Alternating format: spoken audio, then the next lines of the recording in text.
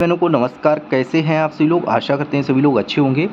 और आज की इस वीडियो में यहाँ पर हम लोग अब सेकंड क्लास है यहाँ पर सामान्य अध्ययन की, और बिहार स्पेशल जितने भी प्रश्न यहाँ पर बन सकते हैं वो हम लोग कवर करने वाले हैं। और आज का जो टॉपिक है वो है यहाँ पर बिहार में प्रथम। यहाँ पर आपको देखना है कि यहाँ पर कौन जो है बिहार में प्रथम है, उससे रिलेटेड जितने भी प्रश्न बन सकते हैं उनको यहाँ पर हम लोग कवर करेंगे। ठीक है, तो वीडियो के लास्ट तक सभी भाई बहन बने रहिएगा। काफ़ी महत्वपूर्ण क्लास होने वाली है और यहाँ से सबसे ज़्यादा प्रश्न पूछे ही जाते हैं, क्योंकि ये बिहार स्पेशल सभी प्रश्न यहाँ पर इंक्लूड करेंगे। और सभी भाई बहनों से रिक्वेस्ट है कि आप लोग अगर पहली बार आए हैं तो चैनल को जरूर सब्सक्राइब करके बेल आइकन को प्रेस कर लें, ताकि जो भी क्लास है आप लोगों को प्रॉपर मिलती रहे। तो प्लीज़ सभी से रिक्वेस्ट है, आप सभी लोग वीडियो को एक बार लाइक ज़रूर कर दीजिएगा जल्दी से, ताकि मोटिवेशन मिल सके, और दोस्तों में एक बार शेयर कर दें ताकि सभी भाई बहनों तक क्लास पहुँच सके। चलिए, तो यहाँ पर आज हम लोग चलिए कवर करते हैं बिहार में प्रथम पहला टॉपिक। इसके बाद और भी काफ़ी टॉपिक हैं जो कि कवर करेंगे। तो सबसे पहले यहाँ पर आप लोगों को बताना है, देखिएगा, बिहार के जो राज्यपाल हैं इनके बारे में जानेंगे। ठीक है, देखिए, अगर हम यहाँ पर बात करें कि बिहार के जो प्रथम राज्यपाल हैं वो कौन हैं, तो जयराम दास दौलत राम जी हैं। मुख्यमंत्री प्रथम कौन है, तो श्री कृष्ण सिन्हा हैं। ठीक है, इनको याद रखना है, प्रथम मुख्यमंत्री प्रथम राज्यपाल। विधानसभा अध्यक्ष प्रथम कौन है, तो राम दयालु सिंह हैं। प्रथम मुस्लिम राज्यपाल आपको बताना है, प्रथम मुस्लिम राज्यपाल कौन है, तो डॉक्टर जाकिर हुसैन जो है यहाँ पर बिहार के प्रथम मुस्लिम राज्यपाल हैं। अब आगे देखिएगा, यहाँ पर नेक्स्ट आप सभी लोग देखिएगा, प्रथम महिला मुख्यमंत्री कौन है, तो श्रीमती राबड़ी देवी। ठीक है, आपको बताना है यहाँ पर, देखिए, श्रीमती प्रथम महिला अगर मुख्यमंत्री आपसे पूछ लिया जाए बिहार के प्रथम महिला मुख्यमंत्री, तो श्रीमती राबड़ी देवी बिल्कुल सही आंसर रहने वाला है। अगला देखिए, यहाँ पर नेक्स्ट हम लोग यहाँ पर बात करेंगे, प्रथम महिला मुख्य न्यायाधीश कौन है, तो न्यायमूर्ति सुश्री रेखा मनहर लाल दोषित। ठीक है, ये हैं प्रथम महिला मुख्य न्यायाधीश जो है, महिला मुख्य न्यायाधीश अगर आपसे पूछा जाए तो न्यायमूर्ति सुश्री यहाँ पर रेखा मनहर लाल दोषित बिल्कुल करेक्ट आंसर हो जाएगा। आगे देख लीजिएगा, यहाँ पर प्रथम आकाशवाणी केंद्र अगर आपसे पूछ लिया जाए कि प्रथम आकाशवाणी केंद्र कौन सा है, देखिए, यहाँ पर पटना जो है प्रथम आकाशवाणी केंद्र है, और 26 जनवरी 1948 की इसकी स्थापना थी। ठीक है, हुई थी। इसके बाद यहाँ पर आप सभी लोगों को देखिए ध्यान रखना है भाई, सभी लोगों को, प्रथम दूरदर्शन केंद्र कहाँ है, तो प्रथम दूरदर्शन केंद्र कहाँ था, तो मुजफ्फरपुर था। ठीक है, मुजफ्फरपुर। इसकी बात करें तो स्थापना 14 अगस्त 1978 को हुई थी, इसको भी आप लोगों को ध्यान रखना है। इसके बाद प्रथम विश्वविद्यालय की अगर हम बात करें आगे, प्रथम विश्वविद्यालय कौन सा है बिहार का, तो नालंदा विश्वविद्यालय। ठीक है, नालंदा विश्वविद्यालय बिल्कुल सही होगा, प्राचीन बिहार का है। ठीक है, इतना आप सभी लोग आशा करते हैं समझ चुके होंगे। आगे चलते हैं। आगे देखिएगा आप सभी लोग, यहाँ पर आपसे पूछा गया है, यहाँ पर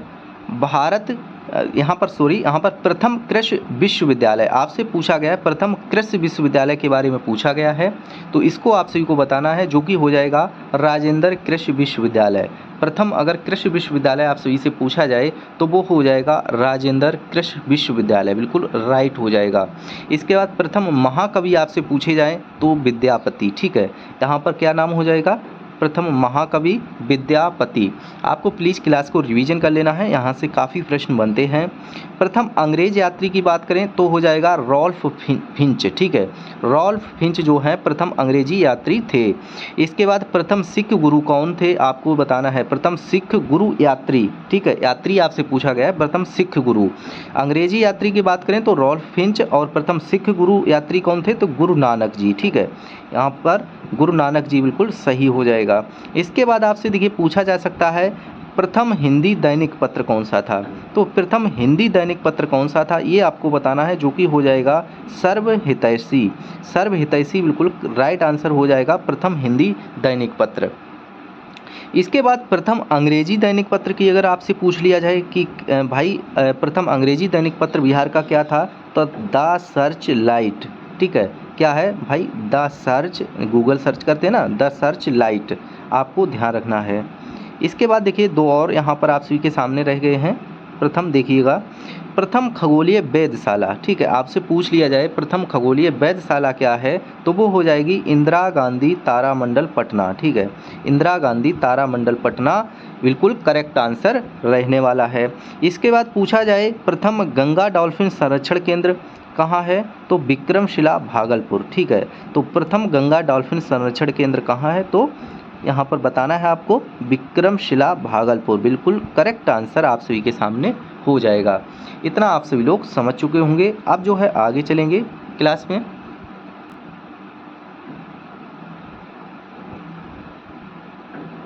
आगे जो है हम लोग कवर करने वाले हैं, यहाँ पर देखिएगा, अब आगे देखेंगे बिहार में जो है विश्व में प्रथम, देखिए बिहार के जो भी चीज़ें हैं यहाँ पर, जो भी स्थल हैं और विश्व में प्रथम क्या क्या चीज़ें हैं उनके बारे में यहाँ पर हम लोग जानेंगे। तो चलिए यहाँ पर सबसे पहले हम लोग देखने वाले हैं यहाँ पर प्रथम गणराज्य, ठीक है, यहाँ पर आप सभी लोग देख सकते हैं प्रथम गणराज्य आप सभी के सामने स्क्रीन पर। आपको बताना है यहाँ पर अगर पूछ लिया जाए प्रथम गणराज्य क्या है विश्व में प्रथम, ठीक है, तो बज्जी संघ वैशाली, ठीक है, बज्जी संघ वैशाली। प्राचीन वैभवशाली नगर कहाँ है, कौन सा है, तो पाटलिपुत्र। अगर आपसे पूछ लिया जाए प्राचीन वैभवशाली नगर कौन सा है, तो हो जाएगा पाटलिपुत्र।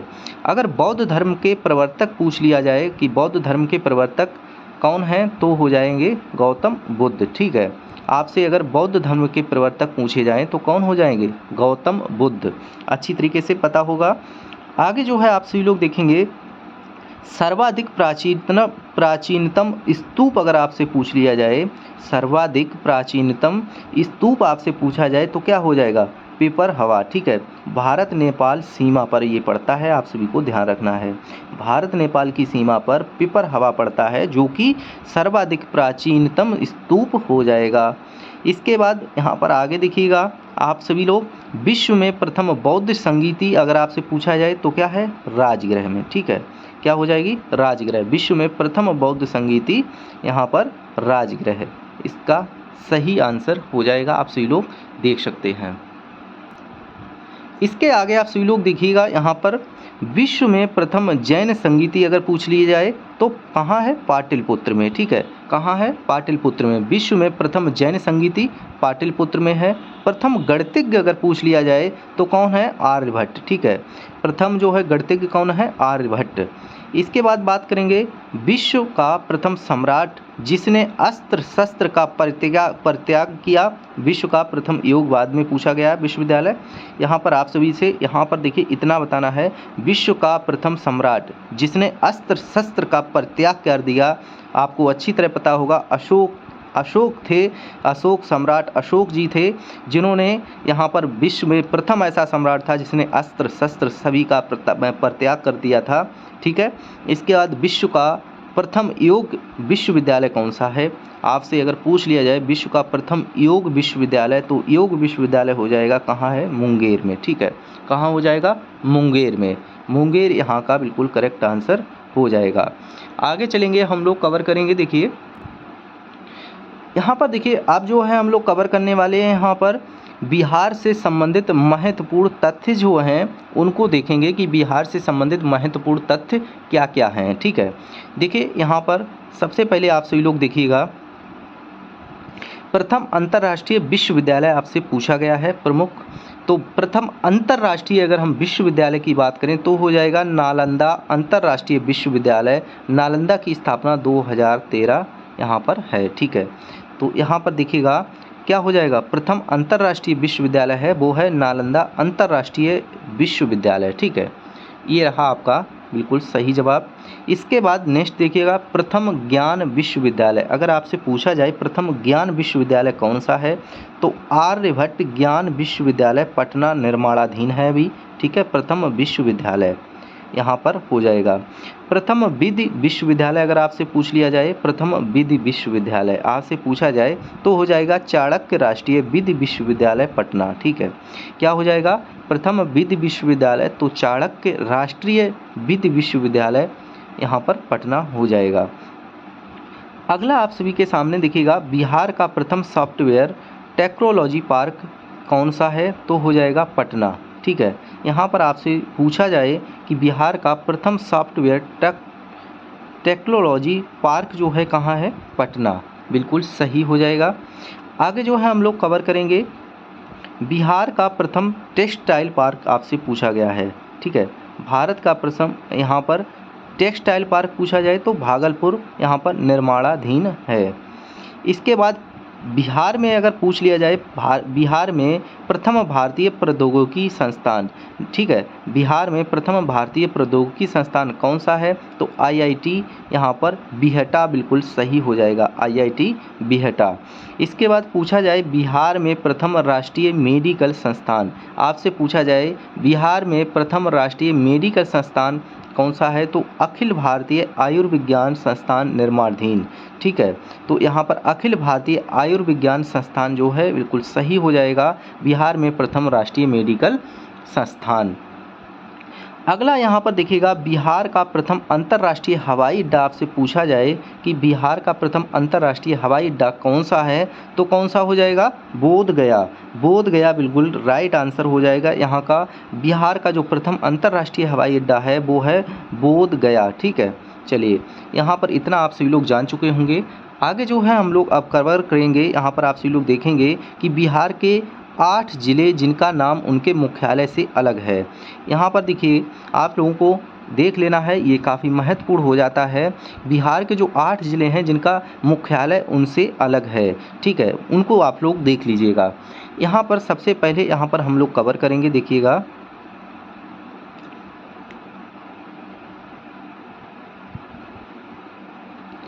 देखिए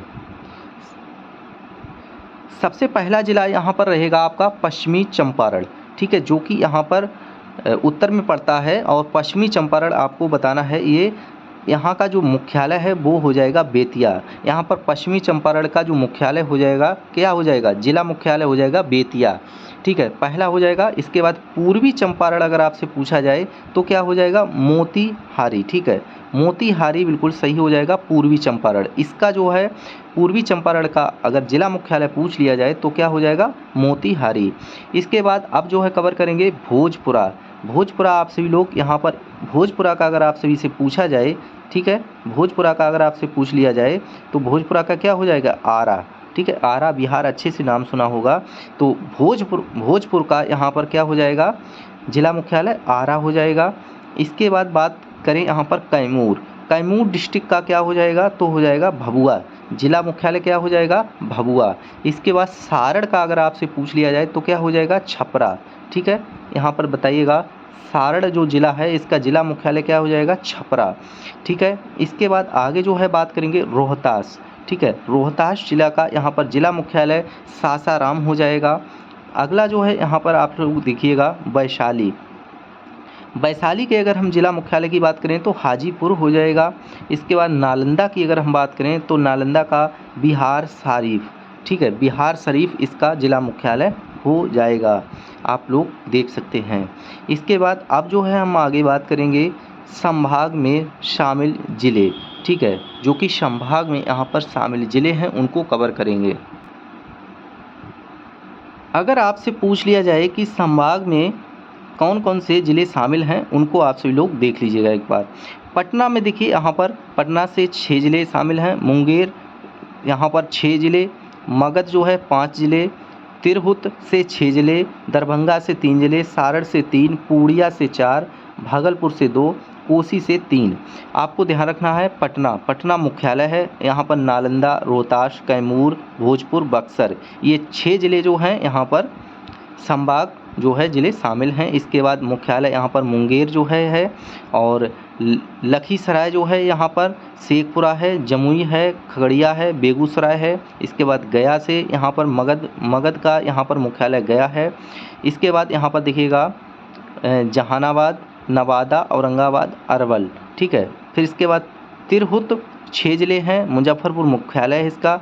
इसके बाद यहाँ पर देखिए संभाग में आप लोगों को ध्यान रखना है, इसके अंतर्गत कौन कौन से ज़िले आ रहे हैं। वैशाली आ रहा है, सीतामढ़ी आ रहा है, पूर्वी चंपारण, पश्चिमी चंपारण, शिवहर आ रहा है। इसके बाद दरभंगा की अगर हम बात करेंगे तो दरभंगा जो है मुख्यालय है। इसके बाद मधुबनी और समस्तीपुर जिला, ये 3 आ रहे हैं, ठीक है। इसके बाद सारण की अगर हम बात करें तो सारण में आप लोग देखेंगे सारण छपरा इसका जो है मुख्यालय है। इसके बाद सीवान और गोपालगंज इसके अंतर्गत आते हैं। इसके बाद पूर्णिया यहाँ पर बात करेंगे, ठीक है, तो पूर्णिया मुख्यालय हो जाएगा और अररिया, किशनगंज, कटिहार इसी के अंतर्गत आते हैं। इसके बाद बात करेंगे भागलपुर, तो भागलपुर में यहाँ पर भागलपुर मुख्यालय होगा और बांका इसी के अंदर आता है, इसी संभाग के अंदर, ठीक है। इसके बाद कोसी यहाँ पर अगर हम बात करें, यहाँ का जो मुख्यालय है सहरसा हो जाएगा और यहाँ पर जो है सुपौल, मधेपुरा, ठीक है। ये जो है तीनों का यहाँ पर संभाग है। चलिए अब जो है आगे हम लोग कवर करेंगे बिहार के प्रमुख कृषि संस्थान हैं जो कि हमें जान लेने हैं, ठीक है। प्रमुख कृषि संस्थान कौन कौन से हैं आप सभी लोग देखिएगा। बिहार के प्रमुख कृषि संस्थान, देखिए यहाँ पर बिहार के प्रमुख कृषि संस्थान की अगर हम बात करें तो राजेंद्र कृषि विश्वविद्यालय जो है कहाँ है, तो पूसा समस्तीपुर जिले में है, ठीक है। इसके बाद बात करेंगे तिरहुत कृषि कॉलेज कहाँ है, तो मुजफ्फरपुर में है। इसके बाद फैकल्टी ऑफ फॉरेस्ट्री साइंस कहाँ है, तो यहाँ पर समस्तीपुर जिले में है, ठीक है। इतना आप लोगों को ध्यान रखना है। इसके बाद चलिए आगे जो है आप सभी लोग देख लीजिएगा एक बार।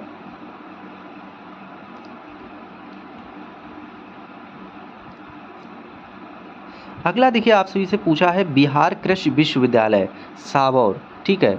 सबौर भागलपुर में है। यहाँ पर बिहार कृषि विश्वविद्यालय आपसे पूछा जाए तो कहाँ है, सबौर भागलपुर, ठीक है। बिहार के प्रसिद्ध व्यक्ति एवं उनसे संबंधित जो है स्थल, यहाँ से कहीं न कहीं एक प्रश्न बन ही जाता है, तो इसको आप सभी को ध्यान रखना है, ठीक है। चलिए यहाँ पर वर्धमान, महावीर, कुंडलग्राम आपको ध्यान रखना है। वर्धमान महावीर जो हैं तो बिहार के जो प्रसिद्ध व्यक्ति हैं एवं उनसे संबंधित स्थल कौन सा है, तो देखिए वर्धमान महावीर हैं, इनसे संबंधित जो स्थल है वो है कुंडलग्राम, ठीक है। क्या हो जाएगा, कुंडलग्राम। अगर हम साथ में पूछ लें तो चंद्रगुप्त मौर्य के बारे में पूछ लें तो इनका जो है इनसे संबंधित स्थल कौन सा है, पाटलिपुत्र, ठीक है। यहाँ पर पाटलिपुत्र बिल्कुल सही हो जाएगा, चंद्रगुप्त मौर्य। आगे चलेंगे, आगे आप सभी लोग देख सकते हैं यहाँ पर फिर पूछा गया चाणक्य और कौटिल्य से संबंधित स्थल कौन सा है, तो ये भी हो जाएगा पाटलिपुत्र, ठीक है। इसके बाद अश्वघोष से संबंधित पूछा जाए, ये भी पाटलिपुत्र। इसके बाद शेरशाह सूरी से अगर आपसे पूछा जाए तो शेरशाह सूरी का हो जाएगा सासाराम, ठीक है। आधुनिक रोहतास जिला है ये, रोहतास जिले, यहाँ पर जो आधुनिक रोहतास जिला है यही सासाराम है, जो कि शेरशाह सूरी का स्थल है, प्रसिद्ध स्थल। आर्यभट्ट की अगर हम पूछे तो यहाँ पर ये भी हो जाएगा पाटलिपुत्र, ठीक है। इतना आप लोगों ने जान लिया होगा, ये प्रमुख स्थल हैं जो कि चर्चित व्यक्ति हैं उनके। इसके बाद यहाँ पर आप सभी लोग देखिएगा कुछ महत्वपूर्ण व्यक्ति हैं और उनके उपनाम हैं जो कि पूछ लिए जाते हैं आपसे, ठीक है। तो यहाँ पर देखिए आप लोगों से पूछा गया है प्रमुख यहाँ पर जो महत्वपूर्ण व्यक्ति एवं उनके उपनाम क्या हैं। अगर डॉक्टर राजेंद्र प्रसाद का यहाँ पर पूछा जाए तो इनके उपनाम क्या हैं, डॉक्टर राजेंद्र प्रसाद जी के। यहाँ पर ये हो जाएंगे देश रत्न, ठीक है। इनको देश रत्न के नाम से भी जानते हैं, उपनाम इनका है, और अजात शत्रु के नाम से भी जानते हैं। कुंवर सिंह को यहाँ पर बाबू के नाम से जाते हैं, इनका उपनाम जो है कुंवर सिंह जी का क्या हो जाएगा, बाबू, ठीक है। आगे जो है हम अब देखिए कवर करेंगे। यहाँ पर देख सकते हैं आप लोग, आपसे पूछा जाए अगर जयप्रकाश नारायण का उपनाम क्या है, आपसे ये भी पूछा जा सकता है कि लोकनायक किन्हें कहते हैं, लोकनाथ जेपी किसे कहते हैं, तो ये हो जाएगा जयप्रकाश नारायण जी को कहते हैं। अगर आपसे पूछ लिया जाए बिहार केसरी के नाम से किसको जानते हैं, तो डॉक्टर श्री कृष्ण सिन्हा जी हो जाएंगे। अगर बाबू जी के नाम से पूछा जाए तो बाबू जगजीवन राम जी यहाँ पर हो जाएंगे। अगर बाबू जी के नाम से पूछ लिया जाए बाबू जी किनसे कहते हैं, तो बाबू जगजीवन राम सही हो जाएगा। अगर यहीं पर आपसे पूछ लिया जाए राष्ट्रकवि, देखिए राष्ट्रकवि के बारे में अगर पूछ लिया जाए कि राष्ट्रकवि किनको कहते हैं, तो रामधारी सिंह दिनकर जी को राष्ट्रकवि कहते हैं। इसके बाद पूछ लिया जाए बिहार विभूति बड़े साहब से अगर नाम से पूछ लिया जाए किसे कहते हैं, तो ये हो जाएगा डॉक्टर अनुग्रह नारायण सिन्हा, ठीक है, बिल्कुल सही हो जाएगा, डॉक्टर अनुग्रह नारायण सिन्हा बिल्कुल सही हो जाएगा। इसके बाद हम बात करने वाले हैं जनार्दन प्रसाद सिंह, तो जस्टिस ऑफ पीस, ठीक है, इनको जानते हैं जस्टिस ऑफ पीस के नाम से। तो जस्टिस ऑफ पीस आपसे पूछ लिया जाए किसे कहते हैं तो जनार्दन प्रसाद सिंह को कहते हैं। इसके बाद अगर आपसे पूछ लिया जाए कि बाबा किसे कहते हैं तो भाई नागार्जुन जी को बाबा कहते हैं, ठीक है। तो बाबा के नाम से अगर पूछा जाए कि बाबा किसके नाम से जानते हैं, बाबा किसका नाम है, उपनाम है, तो हो जाएंगे नागार्जुन, ठीक है, नागार्जुन बिल्कुल सही हो जाएगा। इतना आप सभी लोगों ने जान लिया होगा। अब आगे जो है हम लोग कवर करने वाले हैं वो हो जाएगा, यहाँ पर देखिएगा, बिहार एवं भारत के चुने हुए समाजार्थिक विकास सांकेतांक, ठीक है, इनको हम लोग देख लेते हैं।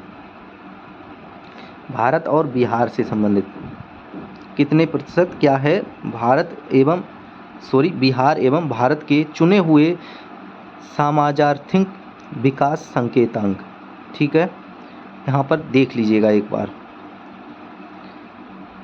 चलिए यहाँ पर आप सभी लोग देखेंगे जनसंख्या के, अगर आप लोग देखें जनसंख्या, ठीक है, तो जनगणना 2011 के अनुसार अगर बिहार में प्रति वर्ग किलोमीटर के हिसाब से देखा जाए, प्रति वर्ग किलोमीटर के हिसाब से, तो बिहार में जो है 1106 हो जाएगा और भारत के हिसाब से देखा जाए तो यहाँ पर 382, ठीक है। इसके बाद लिंगानुपात अगर प्रति 1000 पुरुष पर स्त्रियों की संख्या देखी जाए तो कितनी है 918, जबकि पूरे भारत का ओवरऑल देखा जाए तो 943 है, ठीक है। तो जनगणना में ये क्या है, जनसंख्या घनत्व में यहाँ पर अधिक है, ठीक है। भारत में अगर देखा जाए 382 है, लेकिन बिहार में जो है अधिक है, तीसरे स्थान पर है। वहीं पर 918 है, ये भी कम है बिहार का भारत के औसत अपेक्षा अनुपात से, ठीक है, लिंगानुपात में। इसके बाद जनसंख्या वृद्धि दर अगर देखी जाए तो 2001 से 2011 के प्रतिशत में देखेंगे तो टोटल भारत में बढ़ी है 17.70, लेकिन बिहार में बढ़ी है 25.42। इसके बाद कुल जनसंख्या में ग्रामीण जनसंख्या अगर देखी जाए तो प्रतिशत में देखें तो बिहार में यहाँ पर कुल जनसंख्या में ग्रामीण जनसंख्या देखें तो 88.7 है, जबकि ओवरऑल देखी जाए तो 68.8 है, तो ग्रामीण जनसंख्या बिहार में अधिक है। इसके बाद कुल कार्यशील जनसंख्या में काश्तकार देखे जाए प्रतिशत में तो यहाँ पर देखिएगा 20.72 है, लेकिन ओवरऑल अगर देखा जाए भारत में तो 24.6 है, तो काश्तकार कम है। कुल कार्यशील जनसंख्या में खेतिहर मजदूर हैं तो खेतिहर मजदूर यहाँ पर सबसे अधिक हैं, आप लोग देखेंगे 52.83 हैं, जबकि भारत में 30 है, यहाँ पर 30%, ठीक है। इसके बाद यहाँ पर देखिएगा अगर हम पारिवारिक उद्योग कर्मी की बात करें तो सिर्फ 4% है, जबकि भारत में 3.8 हैं, लगभग ऑन एवरेज हैं। इसके बाद कुल जनसंख्या में अनुसूचित जाति की जनसंख्या यहाँ पर देखें तो 15.9 है और ओवरऑल भारत में 16%, ठीक है। इसके बाद यहाँ पर कुल जनसंख्या अनुसूचित जनजाति की जनसंख्या देखें तो 1.3 है, जबकि 8.6 ओवरऑल है, तो अनुसूचित जनजाति की संख्या कम है। अब चलिए यहाँ पर साक्षरता की हम बात करेंगे। साक्षरता काफ़ी मायने रखती है बिहार की, तो देखिए साक्षरता यहाँ पर देखिएगा कुल जो है यहाँ पर परसेंटेज देखा जाए तो बिहार की कितनी है 61.8 है, जबकि भारत में जो है कितना है 73% है, तो लगभग जो है कुल साक्षरता सही है। लेकिन अब पुरुष और स्त्री में देखी जाए क्या भेदभाव है, तो पुरुष अगर देखा जाए ओवरऑल भारत में 80.9 पर हैं, लेकिन पुरुष 71.2 पर हैं। लेकिन महिलाओं की अगर हम देखें तो महिला में भी लगभग थोड़ा बहुत सही है, 10% कम है। पूरे भारत में 64.6 है, लेकिन बिहार में 51.5 पर महिलाएं भी शिक्षित हैं। ये रही आपकी जो है महत्वपूर्ण यहाँ पर भारत के साथ कंपैरिजन। इसके बाद जो है अब हम लोग कवर करेंगे यहाँ पर बिहार वन रिपोर्ट, ठीक है। बिहार वन रिपोर्ट जो है हम लोग कवर करेंगे, तो आप सभी लोग देखिएगा सही से, बिल्कुल बिहार वन रिपोर्ट से प्रश्न पूछे जाते हैं और आपको ध्यान रखना है। चलिए बिहार वन रिपोर्ट की अगर हम बात करें यहाँ पर शुरू से देखिएगा, राज्य के कुल भौगोलिक क्षेत्रफल पर वनावरण एवं वृक्षावरण का हिस्सा कितना है? तो अगर आपसे पूछ लिया जाए भौगोलिक क्षेत्रफल पर वनावरण और वृक्षावरण का जो है हिस्सा कितना है, तो हो जाएगा 9721.79 वर्ग किलोमीटर अर्थात 10.33% है। लेकिन ज़िले अगर देखे जाएँ तो सिवान में 0.35% है, गोपालगंज में 0.42% और जहानाबाद में 0.48%। ठीक है। इसके बाद यहाँ पर नेक्स्ट आप सभी लोग देखिएगा,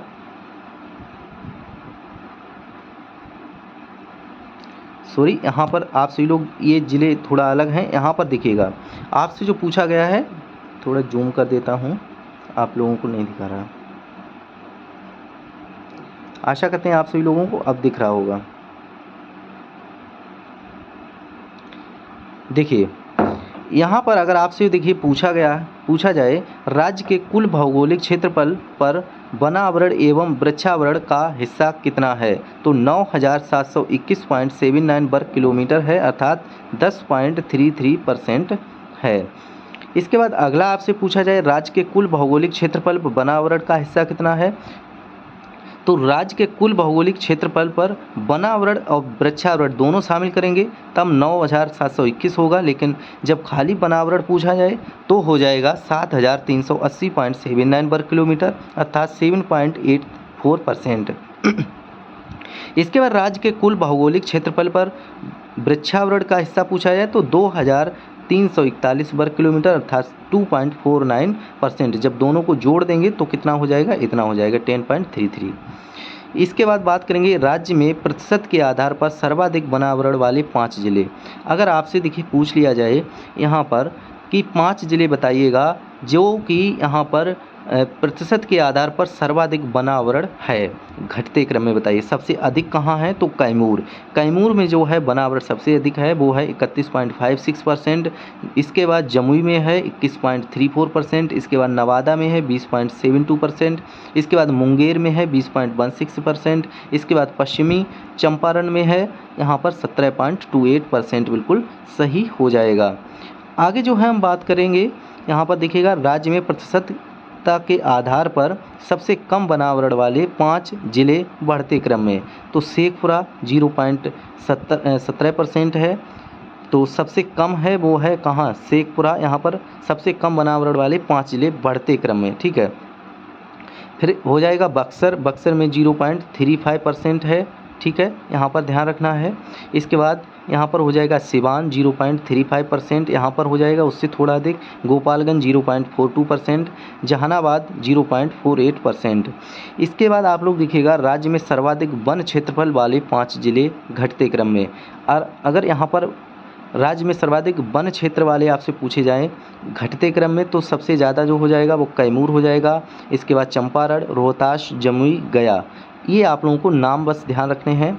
इसके बाद सबसे कम की अगर पूछ ली जाए तो आपका हो जाएगा यहाँ पर शेखपुरा सबसे कम हो जाएगा। अरवल जो है उससे थोड़ा सा अधिक हो जाएगा। सबसे कम जो है वन क्षेत्रफल वाले पूछे गए हैं। इसके बाद जहानाबाद हो जाएगा, बक्सर हो जाएगा, सिवान हो जाएगा। आप लोग इतना देख चुके होंगे। अब जो है चलेंगे आगे नेक्स्ट। आगे जो है हम लोग बिहार के इतिहास के बारे में यहाँ पर बात करेंगे। तो यहाँ पर देखेंगे नदियों के बारे में। वैदिक कालीन जो नदियाँ हैं उनके नाम आप सभी लोग देख सकते हैं, नदी और प्राचीन नदी कौन सी है। अगर हम बात करें जो वैदिक कालीन नदियाँ थीं, वो नदी जो है इनका प्राचीन नाम क्या था, सतलज नदी का तो था क्या, शतुद्री। अगर व्यास की बात करें तो इसे विपाशा बोला जाता था प्राचीन नदी के नाम से। ठीक है, प्राचीन नाम इसका क्या था व्यास का, तो विपाशा था। रावी जो है यहाँ पर परुश्री था इसका नाम। अगर झेलम की बात करें तो बितस्ता था। ठीक है, अगर आपसे पूछा जाए कि बितस्ता नदी जो है किस नदी का प्राचीनतम नाम है, तो वो हो जाएगा झेलम। अगर अस्किनी पूछा जाए कि अस्किनी जो है किस नदी का प्राचीनतम नाम है, तो हो जाएगा चेनाब। अगर सदानीर का पूछ लिया जाएगा सदानीर किस नदी का प्राचीन नाम है, तो गंडक। इसके बाद सिंध जो है किसका नाम है, तो हो जाएगा सिंध। आपको ये सभी नाम बहुत ही अच्छे से याद रखना है। 1 नंबर का प्रश्न यहाँ पर आपसे पूछ लिया जाता है, तो इसको बिल्कुल भी यहाँ पर मिस नहीं करना है, अच्छे से याद रखना है। देखिएगा आशा करते हैं याद कर लिए होंगे, दोबारा से देख लीजिए। शतुद्री जो है सतलज को कहते थे, बिपाशा जो है ब्यास को कहते थे, परशुड़ी जो है रावी को कहते थे, बेतस्ता जो है झेलम को कहते थे, अस्कनी जो है चेनाब को कहते थे, सदा नीरा जो है गंडक को कहते थे, और सिंधु जो है सिंध को कहते थे। तो ये प्राचीनतम नाम हैं नदियों के, और ये जो है आधुनिक नाम हो चुके हैं अब नदी के। इनको आपको ध्यान रखना है।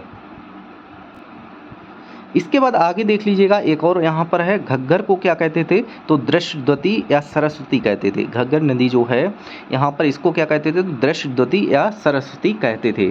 अब जो है आगे यहाँ पर एक बार देख लीजिएगा, आर्यों के द्वारा क्षेत्र का जो नामकरण किया गया वो क्या था आर्यों के द्वारा, तो हरियाणा पंजाब का जो क्षेत्र था उसे कहते थे ब्रह्मवर्त, ठीक है।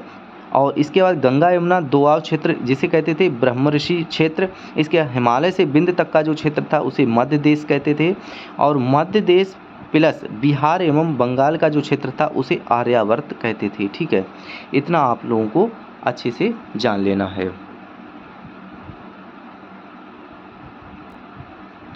आगे जो है हम लोग यहाँ पर एक बार देख लीजिएगा कि महाजनपद काल में बिहार से जो महत्वपूर्ण चीज़ें हैं, देखिएगा लगभग 6ठी शताब्दी ईसा पूर्व में बुद्ध के जन्म से पूर्व भारतवर्ष 16 महाजनपदों में बटा था।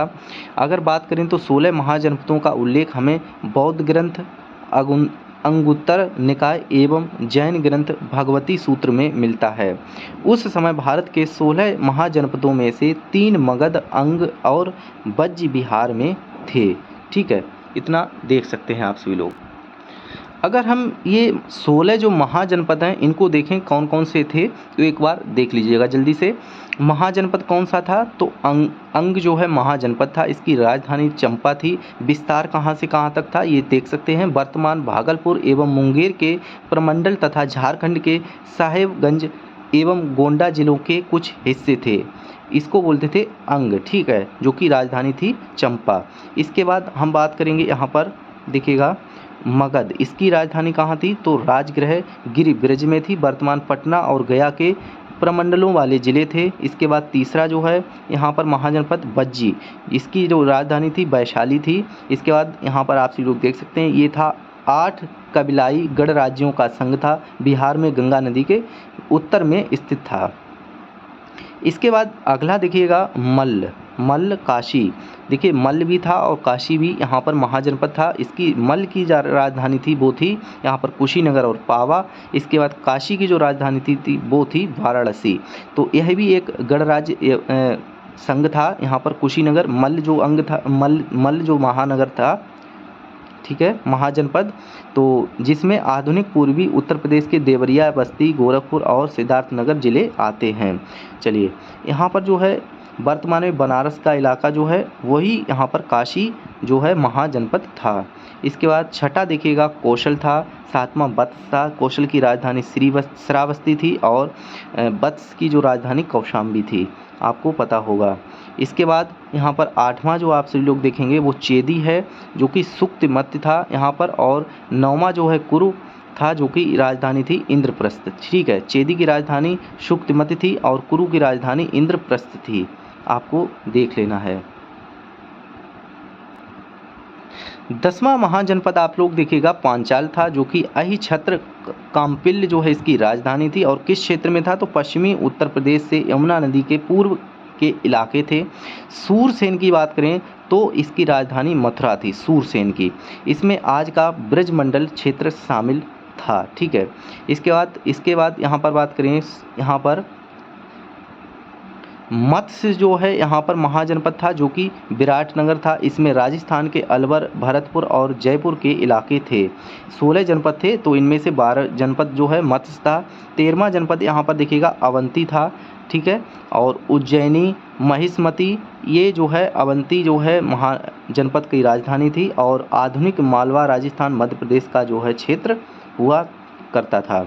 इसके बाद अशमक और गांधार देखिएगा 16 जनपदों में अशमक और गांधार भी थे। तो अशमक की जो राजधानी थी वो थी पाटन पोतन, और यहाँ पर ये क्षेत्र किसमें था, तो महाराष्ट्र नर्मदा और गोदावरी नदियों के बीच का था। इसके बाद गांधार जो था एक जनपद जो कि इसकी राजधानी तक्षशिला और पुष्कलावती थी। तो इसके अंतर्गत पाकिस्तान के पश्चिमी इलाके और पूर्वी अफगानिस्तान के इलाके आते थे, ये चीज़ देख सकते हैं। इसके बाद चलेंगे। अगला जो है 16वां जनपद कौन था, इसको भी आप लोग देख लीजिएगा। 16वां जनपद जो रहने वाला है वो हो जाएगा कम्बोज। कम्बोज जो है इसकी राजधानी राजपुर हाटक थी। इसकी पहचान जो है पाकिस्तान के हजारा ज़िले के तौर पर की गई है। तो ये आपके रहे 16 महाजनपद जो कि यहाँ पर पहले हुआ करते थे। ठीक है, आगे आप लोग देख सकते हैं कि प्राचीन बिहार में धर्म सुधार जो है आंदोलन, ठीक है, प्राचीन भारत में धर्म सुधार आंदोलन से संबंधित तो ईसा पूर्व 6ठी शताब्दी के आसपास नई चिंतन धाराओं ने जन्म लिया, जिससे इतिहास में धार्मिक सुधार आंदोलन के नाम से जाना जाता है। तो उत्तर वैदिक काल कर्मकांडीय जटिलताओं और जातीय विषमताओं के साथ साथ अनेक सामाजिक बुराइयों से ग्रसित हो चुका था, जिससे लोग त्रस्त थे। ठीक है, बौद्ध जैन धर्म ने जब शांति सामाजिक समरसता का प्रचार किया तो लोगों ने खुले दिल से स्वागत किया। ठीक है, इसके बाद यहाँ पर देखिएगा बुद्ध और महावीर दोनों लगभग समकालीन थे और दोनों ने ही इस बात पर बल दिया कि वास्तविक सुख भौतिक समृद्धि या धार्मिक अनुष्ठानों से नहीं बल्कि दया दान मितव्ययिता जैसी मानवीय सरोकार वाले अच्छे सामाजिक कार्यों से मिलता है। आगे देखिए हम लोग कवर करेंगे, यहाँ पर आप सभी लोग देख सकते हैं बौद्ध धर्म। ठीक है, बौद्ध धर्म के जो प्रतीक हैं उनको यहाँ पर देखने वाले हैं। घटना जो है क्या है और चिन्ह प्रतीक क्या है। ठीक है, इसको देखेंगे बौद्ध धर्म से संबंधित जो भी यहाँ पर प्रतीक थे। तो जन्म जो है यहाँ पर अगर हम बात करें, घटना जो है क्या जन्म होती तो उसको किस चिन्ह प्रतीक से, कमल व सांड से प्रदर्शित करते थे। गृह त्याग को घोड़ा से प्रदर्शित करते थे यहाँ पर चिन्ह और प्रतीक में। इसके बाद ज्ञान जो है पीपल और बोधि वृक्ष से प्रदर्शित करते थे। निर्वाण जो है पद चिन्ह से प्रदर्शित करते थे। इसके बाद मृत्यु महापरिनिर्वाण जो है स्तूप से आप लोग यहाँ पर जो इनके चिन्ह थे प्रदर्शित करते थे। इतना आप लोगों ने देख लिया। आगे जो देखिए यहाँ पर बुद्ध से संबंधित महत्वपूर्ण घटनाएं एवं उनके प्रतीक दे रखे हैं, आप सभी लोग देख सकते हैं। बुद्ध से संबंधित महत्वपूर्ण घटनाएं एवं उनके प्रतीक आप सभी लोग देख सकते हैं। यहाँ पर देखिएगा हाथी जो है माता के गर्भ में आना से संबंधित है। तो बुद्ध के संबंधित जो महत्वपूर्ण घटनाएं एवं प्रतीक हैं, अगर हाथी का सिंबल था तो वो था माता के गर्भ में आना। इसके बाद बुद्ध का जो जन्म है वो कमल से प्रदर्शित किया गया। इसके बाद गृह त्याग का है वो घोड़ा से प्रदर्शित है। ज्ञान प्राप्ति का है वो बोधि वृक्ष से है। प्रथम उपदेश है वो है धर्म चक्र से संबंधित। इंद्रियों पर विजय है वो है भूमि स्पर्श से संबंधित। इसके बाद यहाँ पर एक करवट का सोना यहाँ पर महापरिनिर्वाण जो है प्रदर्शित करता है। ठीक है, इसके बाद अब जो है यहाँ पर बात करेंगे बुद्धकालीन गणराज्य से। बुद्धकालीन गणराज्य यहाँ पर कौन कौन से हैं आप लोग देखिएगा। यहाँ पर देखिएगा कपिल वस्तु जो है गणराज्य शाक्य है। इसके बाद सुमार जो है पर्वत भग्ग है। केशपुत्र जो है कालाम है। इसके बाद रामग्राम जो है कोलिय है। कुशीनारा जो है मल्ल है। पावा जो है मल्ल है। ये चीज़ आप लोगों को गणराज्य ध्यान रखना है। इसके बाद चिपलिवन जो है यहाँ पर वो मौर्य है। अलकप जो है बुली है। वैशाली जो है लिच्छवी है।